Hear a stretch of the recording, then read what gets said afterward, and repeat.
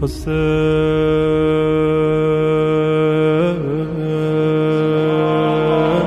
अज़ादारी हुसैन इब्न अली में रोना किस कदर बाइस फ़जीलत है।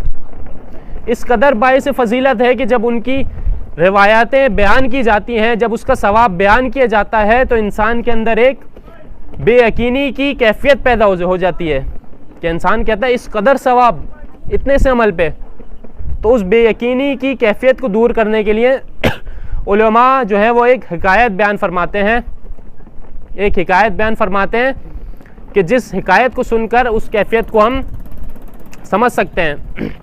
मिसाल के तौर पे एक आपको हिकायत बयान फरमाता हूँ कि मसलन एक बादशाह होता है, वो अपने सिपाहियों के साथ शिकार पर निकल जाता है और शिकार पर होता है तो वो वहाँ पे कोई आफत आ जाती है, आंधी तूफ़ान, कि वो अपने सिपाहियों से बिछड़ जाता है और अलग हो जाता है और दूर कहीं सहरा में निकल जाता है, वहाँ पे भटक जाता है। और उसके बाद जो है वो हालत बहुत उसकी शिकस्ता हो चुकी होती है, बहुत बुरी हालत होती है, भूखा प्यासा होता है। तो इतने में उसको एक घर नज़र आता है, तो उस घर की जानिब जाता है। जब उस घर की जानिब जाता है तो घर में जो एक शख्स रह रहा होता है, ज़िंदगी गुजार रहा होता है, वो बहुत ज़्यादा मेहमान नवाज होता है। वो मेहमान नवाजी करता है अगर कोई भी उसके घर पे आ जाए। तो बादशाह उसके घर पे दस्तक देता है, कहता है मैं बिछड़ गया हूँ अपने काफ़िले से। उसको मालूम नहीं होता कि ये बादशाह है, ना बादशाह उसको बताता है। तो उसके अंदर जाता है, घर के अंदर जाता है, तो वो शख्स के पास फ़कत एक दुम्बा होता है। गौर से सुनिएगा हिकायत, एक दुम्बा होता है उसके पास, लेकिन वो अपनी मेहमान नवाजी की खातिर उस दुम्बे को भी ज़िबा करके बादशाह के लिए पकाकर खिला देता है बादशाह को, सिर्फ अपनी मेहमान नवाजी की खातिर। फ़कत एक दुम्बा उसके पास होता है जिसे वो इस्तिफ़ादा हासिल करता है। बादशाह आराम से खाना वगैरह खा लेता है, सैर हो जाता है, आराम करता है। इतने में उसके सिपाही उसे ढूंढते ढूंढते वहाँ तक आ जाते हैं। और बादशाह जब अपने महल दोबारा पहुँच जाता है, बादशाह जब अपने महल पहुँच जाता है तो बादशाह अपने वज़रा को, अपने मुशीरों को बुलाकर कहता है कि इस शख्स ने मेरी इस तरह से मदद की, तो बताओ कि मैं उसके लिए क्या दूं, उसको क्या अजर व सवाब दूं, उसको ऐसा क्या चीज़ दूं कि उसका हक़ अदा हो जाए। तो मुशीर आते हैं, बादशाह को अपनी अपनी राय देते हैं। कोई कहता है कि इतने तुम जो है वो इतने ज़ेवरात दे दो, तुम उसको घर दिला दो, तुम फ़लाँ फ़लाँ मुख्तलिफ़ मशवरे देते हैं। आखिर में एक वज़ीर आता है, वो कहता है कि हक़ तो ये बनता है कि तुम अपनी बादशाहत उसको दे दो, तुम अपनी सारी बादशाहत उसको दे दो, क्योंकि उसके पास जो कुल मताए हयात थी वो उसने तुम पर कुर्बान कर दी। अब तवज्जो रखिएगा अज़ीज़ान मोहतरम, अब यहाँ पर मामला अजीब है।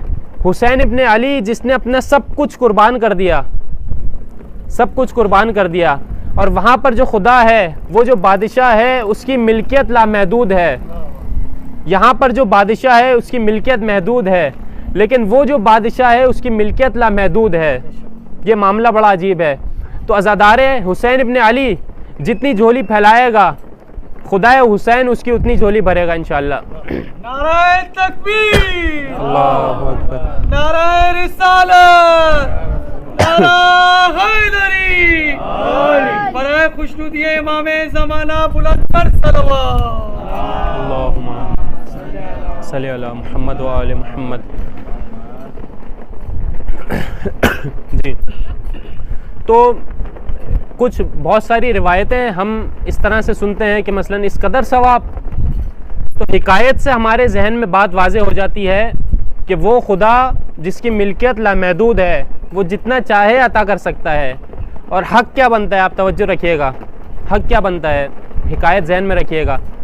एक रिवायत जो है वो इमाम से मंसूब है कि वो फरमाते हैं कि अगर कोई शख्स मसाइब हुसैन सुनकर या गम हुसैन सुनकर उसकी आँख से एक आंसू निकले, वो उसके रुखसार तक आ जाए, वो आंसू उसके रुखसार तक आ जाए, तो उसका जन्नत में सच्चों के साथ मकाम होगा, वो जन्नत में सच्चों के साथ होगा।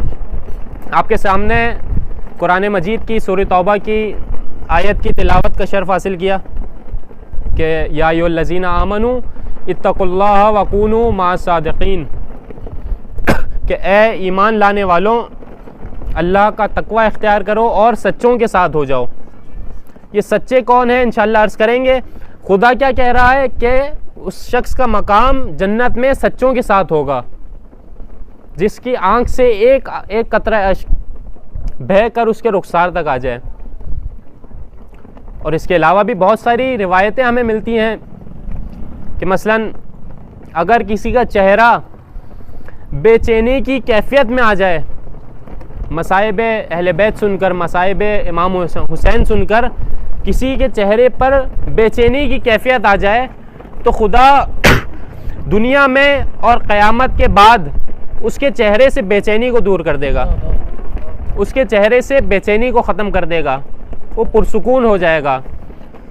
और इसके अलावा ये तो हम बात कर रहे थे कि आंसू बाहर आ जाए। इमाम जाफ़र सादिक अलैहिस्सलाम